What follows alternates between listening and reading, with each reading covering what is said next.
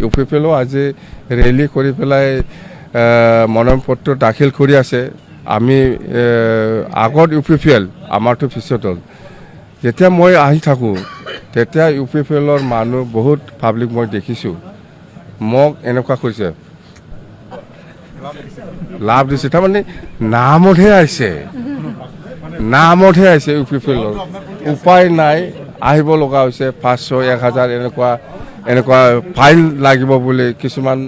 ৰাজ্যক self help গ্ৰুপক পইচা দিম কিছুমানক 2 লাখ টকা দিম এনেকুৱা কৈ পেলাই লৈ আহিছে পইচা পাব বুলি আহিছে কিন্তু পইচাটো নাপায় পইচাটো পোৱা নাই এতিয়া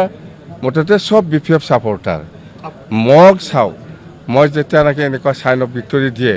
ইহঁতেও দিয়ে এনেকুৱা তো এইটো কি এইটো চিম্বল কি ইউ পি পি এলৰ মানুহে মোক এনেকুৱা দিছে ময়ো দিছে আৰু কিছুমানটো এনেকুৱা দিছে দিয়াৰ কাৰণে কৈছোঁ মই আৰু আপোনালোকে চাওক যিমান গাড়ী লৈ আহিছে এই ড্ৰাইভাৰসকলে ভিতৰত থাকি মোক এনেকুৱা দিছে আমাক ভাল পায় বিপিএফক ভাল পায় আমাক ভোট দিব নাই বিজেপিয়ে ক'ব পাৰে মইতো কোৱা নাই নহয় মই ক'ব লাগিব তেতিয়াহে হ'ব বিজেপিটো ক'ব পাৰে কংগ্ৰেছো ক'ব পাৰে ইউ পি পি এলো ক'ব পাৰে নিজা দলৰ নিজা কথা ক'ব মইতো কোৱা নাই আপোনাক সন্মান জনাই ছাৰ ইউ পি পি এলৰ সভাপতিক সন্মান জনাই অঞ্জলি দৰ্মীক সন্মান জনাই প্ৰাৰ্থিত্ব দিয়া নাই এতিয়া কি ক'ব ছাৰ মোক কোনে সন্মান দিছে বিজেপিয়ে সন্মান দিছে ছাৰ বিজেপি সন্মান দিয়া মানুহ আমাক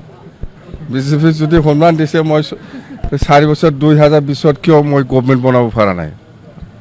এইবিলাক কিয় কয় মই বাৰে কৈছোঁ আজি দুবাৰ হ'ল চন্দন আৰু খাম্পায়ে ইলেকশ্যন নেখেলাটো ভাল গোটেই বড়ো জাতিয়ে চিনি পায় ইহঁতক মানে আন্দোলনকাৰী বুলি চিনি পায় কিন্তু ৰাজনীতিভাৱে নহয়